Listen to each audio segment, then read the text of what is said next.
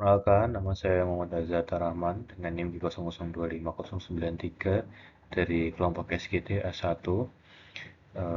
Sini saya akan menjelaskan topik anatomi trunkus encephalitis, nervi cranialis, dan circulus arteriosus willisi di blok 2.3. Baik, kita masuk ke laporan yang pertama. Pak Harjo, seorang pria berusia 68 tahun, datang ke dokter dengan keluhan gerakan tubuh semakin lambat, kaku pada otot, dan tangan kanannya sering bergetar sendiri saat sedang santai, atau resting tremor. Dokter mendiagnosis Pak Harjo menderita penyakit Parkinson, yaitu penyakit neurodegeneratif yang merusak pusat kendali gerak motorik di otak. Ya, untuk pertanyaannya, yang poin A, langsung kita masuk saja. Eh, Penyakit Parkinson berkaitan erat dengan kerusakan substansia nigra. Jelaskan letak anatomis dari substansia nigra. Baik, untuk soal yang ini, substansia nigra itu dia merupakan struktur penting yang berperan dalam kontrol gerakan dan juga dia berkaitan dengan penyakit Parkinson ini. Struktur ini tuh letaknya ada di mesencephalon atau otak tengah, tepatnya di antara crus-cerebri bagian ventral dan tegmentum mesencephaly di bagian dorsal. Nah, secara makroskopis substansia nigra ini dia tampak warna gelap karena mengandung pigmen neuromelanin di dalamnya. Kemudian untuk secara fungsional, substansia nigra ini dia dibagi menjadi dua bagian, yaitu bagian pars compacta yang isinya dia neuron dopaminergic untuk menghasilkan dopamin, dan juga pars reticulata yang isinya itu neuron GABAergic, dan itu fungsinya sebagai salah satu jalur keluaran dari ganglia basalis. Nah, pada penyakit Parkinson itu terjadi degenerasi neuron dopaminergic di pars compacta yang nanti akibatnya kadar dopamin menurun dan muncul gangguan motorik kayak tadi tremor, rigiditas, dan bradykinesia. Nah, untuk substansi negatif sendiri dia itu bagian dari ganglia basalis, yaitu kumpulan nukleus substansia grisea yang perannya dia dalam pengaturan gerakan. Struktur penyusunnya itu meliputi nukleus caudatus, kemudian ada nukleus lentiformis, yang isinya ada putamen dan juga globus pallidus, kemudian ada amigdala, serta claustrum. Kemudian substansi nigra itu berarti dalam batang otak atau truncus encephalicus. Nah, batang otak itu tersusun dari tiga bagian utama. Kalau diurutin dari atas ke bawah itu ada mesencephalon, pons, terus ada medulla oblongata. Mesencephalon itu dia lokasinya di substansia nigra dan nucleus ceruber. Kemudian untuk yang pons, dia gunanya itu untuk menghubung antara cerebrum dan cerebellum. Dan juga di situ ada mengandung beberapa nukleus saraf cranialis. Kemudian yang medulla oblongata dia merupakan bagian terbawah yang berhubungan langsung dengan medulla spinalis dan dia perannya itu eh, untuk fungsi vital seperti pernafasan dan juga kardiovaskular. Kita lanjut ke soal poin B. Substansia nigra adalah bagian dari sistem ganglia basalis. Jelaskan struktur anatomi saja yang menyusun ganglia basalis. Oke, kurang lebih sama seperti yang tadi. Jadi ganglia basalis itu kumpulan nukleus substansia grisea yang berperan dalam pengaturan gerakan.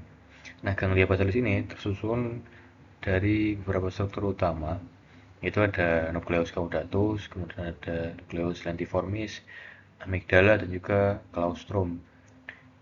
Untuk nukleus lentiformis tadi itu terdiri dari putamen dan juga globus pallidus. Nah, untuk fungsinya sendiri ini dia bekerja dalam mengatur perencanaan, inisiasi, dan koordinasi gerakan pada tubuh.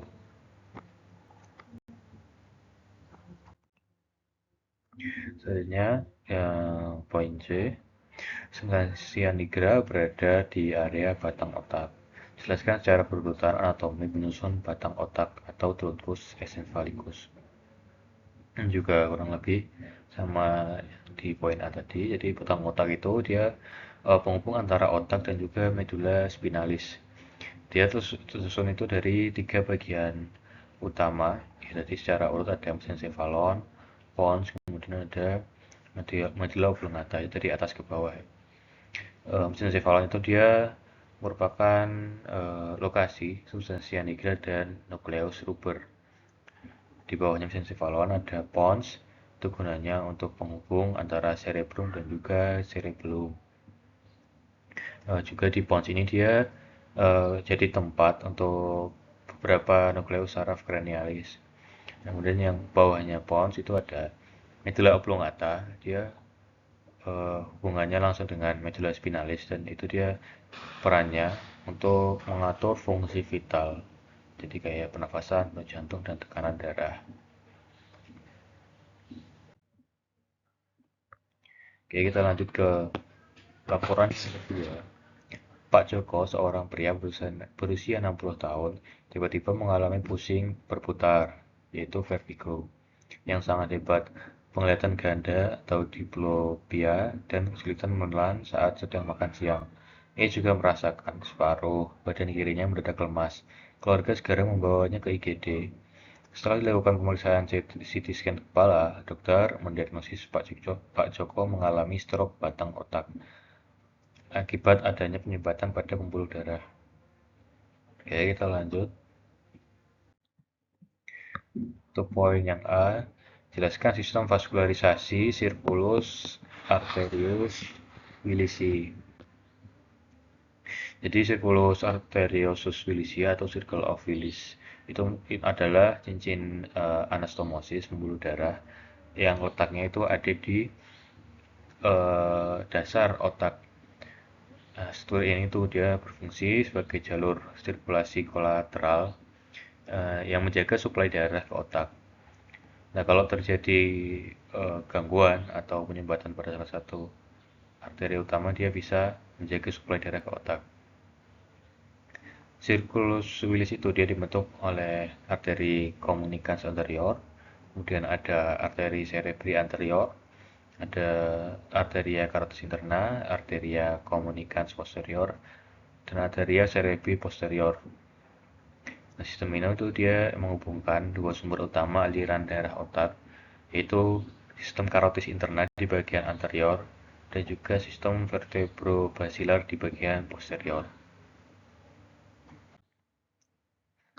Selanjutnya, untuk poin B, jelaskan anatomi tiga bagian utama penyusun struktur anatomi batang otak. Itu yang tadi ada mesencephalon, pons, dan juga medulla oblongata. Nah, dari trunkus encephalitis ini dia terdiri dari tiga bagian utama yang secara vertikal yang tadi sudah dijelaskan. Jadi atas itu ada mesencephalon, kemudian bawahnya ada pons, bawahnya lagi ada medulla oblongata.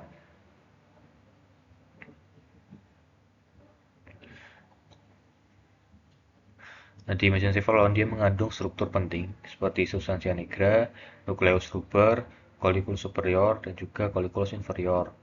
Nah, di pons itu dia sebagai penghubung, sebagai jalur saraf antara cerebrum dan juga cerebellum. Nah, di bagian bawah atau di bagian medulla oblongata, ini dia yang berhubungan langsung dengan medulla spinalis dan mengatur pusat-pusat vital yang mengatur fungsi kardiovaskular dan juga pernafasan tadi. Selanjutnya, untuk poin yang C, gejala pada wajah dan mata Pak Joko terjadi karena gangguan pada saraf kranial. Batang otak adalah tempat beradanya sebagian besar nukleus saraf kranial. Jelaskan nervus cranialis apa saja, dan sebutkan nomor, nama, dan fungsi yang nukleusnya atau tempat keluarnya terletak pada bagian pons. Jadi saraf-saraf cranialis yang berhubungan dengan pons itu antara lain ada nervus trigeminus 5, nervus abducens, ada nervus facialis, nervus vestibulocochlearis. Nah, nervus trigeminus itu dia berfungsi sebagai saraf sensorik utama di bagian wajah, dan juga dia menginterfasi otot pengunyahan. Kemudian untuk yang nervus abducens, dia perannya untuk menggerakkan otot rectus lateralis sehingga mata dapat bergerak ke arah lateral. Kemudian yang nervus facialis, dia untuk mengontrol otot-otot ekspresi wajah. Terus dia juga membawa sensasi pengecapan dari 2/3 anterior lidah. Dan juga dia juga mengatur sekresi kelenjar air mata dan kelenjar ludah. Kemudian untuk yang selanjutnya, yang nervus vestibulococlearis, dia fungsinya untuk pendengaran dan keseimbangan tubuh lewat komponen koklear dan juga vestibular. Mungkin itu saja yang dapat saya jelaskan. Sekian, terima kasih.